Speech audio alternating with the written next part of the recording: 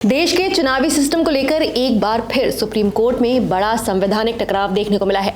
मुख्य चुनाव आयुक्त यानी सीईसी और अन्य चुनाव आयुक्तों को जीवन भर मुकदमे से छूट यानी लाइफ टाइम इम्यूनिटी देने वाले कानून को चुनौती देते हुए याचिकाकर्ता ने सुप्रीम कोर्ट में एक बेहद तीखी दलील रखी।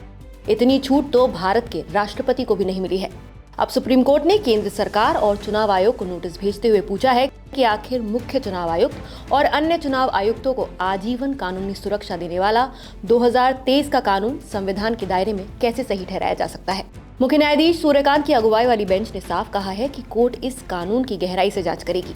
ये पूरा मामला क्या है आपको बताते हैं। दरअसल मुख्य चुनाव आयुक्त और अन्य चुनाव आयुक्त नियुक्ति, सेवा शर्तें और कार्यकाल विधेयक 2023 में ऐसा प्रावधान जोड़ा गया है जिसके तहत चुनाव आयुक्त अपने पद पर रहते हुए किए गए फैसलों के लिए पूरी जिंदगी किसी भी सिविल या फिर आपराधिक केस से बचे रहेंगे।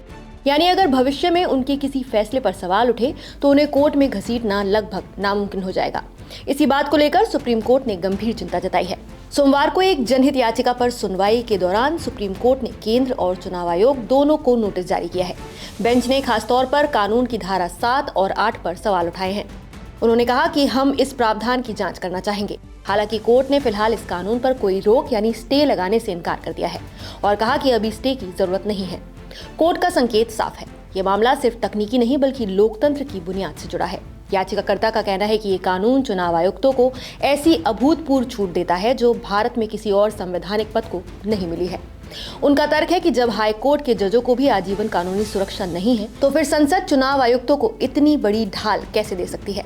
याचिका के मुताबिक ये प्रावधान निष्पक्ष और स्वतंत्र चुनाव की सोच के खिलाफ है और सुप्रीम कोर्ट के मार्च 2023 के फैसले को कमजोर करता है। याचिकाकर्ता ने यह भी कहा है कि ये प्रावधान चुनाव आयुक्तों को लगभग पूरी तरह जवाबदेही से मुक्त कर देता है। याचिकाकर्ता ने कोर्ट से मांग की थी कि जब तक इस कानून की वैधता तय न हो जाए तब तक इन प्रावधानों पर तुरंत रोक लगाई जाए। हालांकि कोर्ट ने फिलहाल इस मांग को स्वीकार नहीं किया है। यहाँ आपको ये भी बता दूं कि 2 मार्च 2023 को सुप्रीम कोर्ट ने एक बड़ा फैसला सुनाते हुए कहा था कि मुख्य चुनाव आयुक्त और चुनाव आयुक्तों की नियुक्ति एक संतुलित चयन समिति करेगी जिसमें प्रधानमंत्री, लोकसभा में विपक्ष के नेता और भारत के मुख्य न्यायाधीश शामिल होंगे। कोर्ट ने यह भी कहा था कि जब तक संसद कानून नहीं बनाती तब तक यही व्यवस्था चलेगी। इसके बाद दिसंबर 2023 में संसद ने एक नया कानून पास कर दिया जिसमें चयन समिति से मुख्य न्यायाधीश को बाहर कर दिया गया और उनकी जगह एक केंद्रीय मंत्री को शामिल कर लिया गया। 21 दिसंबर 2023 को शीतकालीन सत्र के दौरान ये बिल दोनों सदनों में पास हो गया। 2023 में ही कानून में एक संशोधन भी किया गया। इस संशोधन के तहत ये जोड़ा गया कि मुख्य चुनाव आयुक्त और चुनाव आयुक्त अपने पद पर रहते हुए किए गए आधिकारिक कार्यों को लेकर किसी भी तरह के मुकदमे का सामना नहीं करेंगे। यानी उनके फैसलों पर भविष्य में कानूनी कार्रवाई का रास्ता लगभग बंद हो जाता है।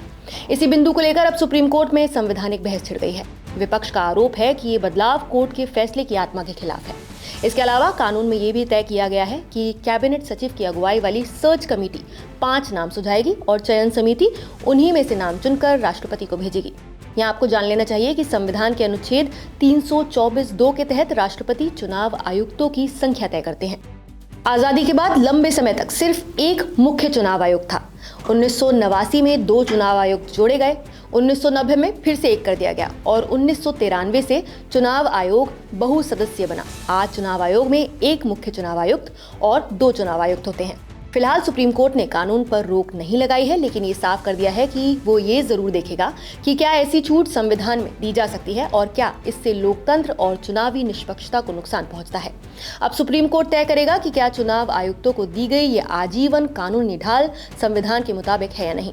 साफ है कि कोर्ट का यह फैसला सिर्फ एक कानून नहीं बल्कि भारत के लोकतंत्र और चुनावी भरोसे की दिशा भी तय करेगा। तो आप कोर्ट से कैसे फैसले की उम्मीद करते हैं, हमें कमेंट करके अपनी राय जरूर बताइए। नमस्कार, मैं हूं मानक गुप्ता। अगर आपको हमारा ये वीडियो पसंद आया हो तो इसे लाइक और शेयर जरूर करें और हाँ, हमें सब्सक्राइब और फॉलो करना ना भूलें ताकि आप देश और दुनिया की कोई खबर मिस ना करें। तो जुड़े रहिए हमारे साथ और देखते रहिए न्यूज़ 24।